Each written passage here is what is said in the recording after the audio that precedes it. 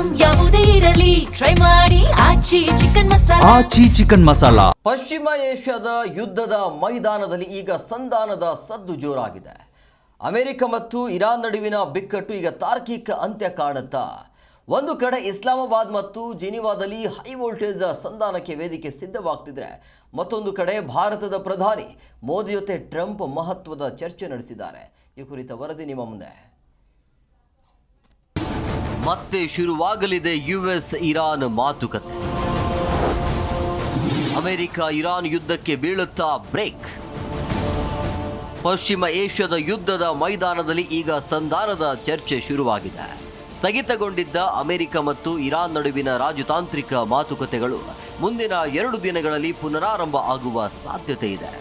ಈ ಬಗ್ಗೆ ಸುಳಿವು ನೀಡಿರುವ ಅಮೆರಿಕ ಅಧ್ಯಕ್ಷ ಡೊನಾಲ್ಡ್ ಟ್ರಂಪ್, ಸಂಘರ್ಷ ಕೊನೆಗೊಳಿಸಲು ಇರಾನ್ ಒಪ್ಪಂದಕ್ಕೆ ಆಸಕ್ತಿ ತೋರಿಸುತ್ತಿದೆ ಅಂತ ಹೇಳಿದ್ದಾರೆ. 2 ವಾರಗಳ ತಾತ್ಕಾಲಿಕ ಕದನ ವಿರಾಮ ಏಪ್ರಿಲ್ 22ಕ್ಕೆ ಮುಕ್ತಾಯವಾಗಲಿದ್ದು, ಅದಕ್ಕೂ ಮುನ್ನವೇ ಮತ್ತೊಂದು ಸುತ್ತಿನ ಸಂಧಾನ ನಡೆಸಲು ಅಮೆರಿಕ ಮುಂದಾಗಿದೆ.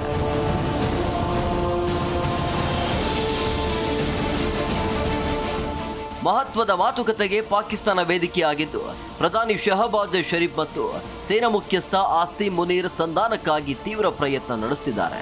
ಇದೇ ಸಂದರ್ಭದಲ್ಲಿ ಟ್ರಂಪ್ ಭಾರತದ ಪ್ರಧಾನಿ ನರೇಂದ್ರ ಮೋದಿ ಅವರಿಗೆ ಕರೆ ಮಾಡಿ ಮಾತುಕತೆ ನಡೆಸಿದ್ದಾರೆ. ದ್ವಿಪಕ್ಷೀಯ ಸಹಕಾರ ಮತ್ತು ಜಾಗತಿಕ ಕಾರ್ಯತಂತ್ರದ ಪಾಲುದಾರಿಕೆಯನ್ನ ಬಲಪಡಿಸುವ ಕುರಿತು ಉಭಯ ನಾಯಕರು ಚರ್ಚಿಸಿದ್ದಾರೆ. ಪಶ್ಚಿಮ ಏಷ್ಯಾದಲ್ಲಿ ಶಾಂತಿ ಸ್ಥಾಪಿಸುವ ನಿಟ್ಟಿನಲ್ಲಿ ಈ ಎಲ್ಲ ಬೆಳವಣಿಗೆಗಳು ಜಾಗತಿಕ ಮಟ್ಟದಲ್ಲಿ ಕುತೂಹಲ ಮೂಡಿಸಿವೆ.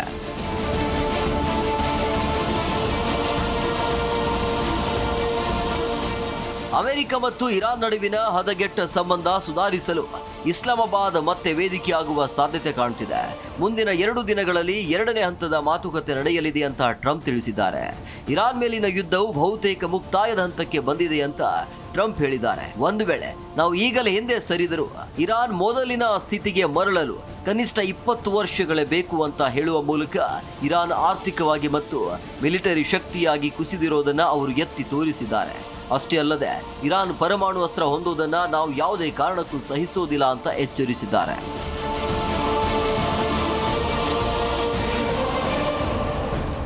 ಪಶ್ಚಿಮ ಏಷ್ಯಾದಲ್ಲಿ ಉದ್ವಿಗ್ನತೆ ಹೆಚ್ಚುತ್ತಿರುವ ನಡುವೆ ಅಮೆರಿಕ ಮತ್ತು ಇರಾನ್ ನಡುವಿನ 2ನೇ ಸುತ್ತಿನ ರಾಜತಾಂತ್ರಿಕ ಮಾತುಕತೆ ಗುರುವಾರ ನಡೆಯುವ ಸಾಧ್ಯತೆ ಇದೆ.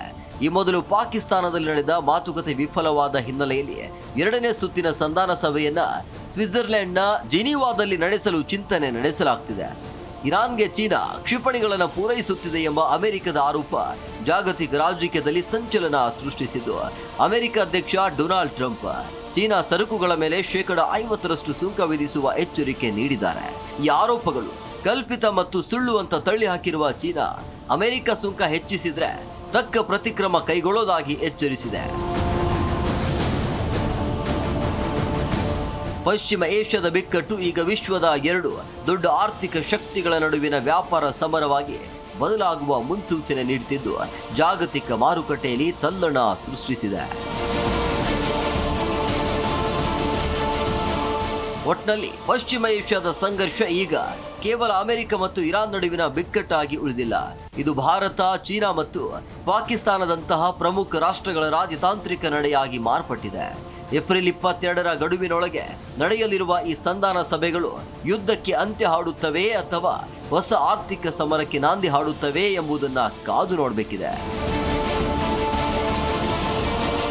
ರಘುವೀರ್ Naik, news desk, Zee Kannada news.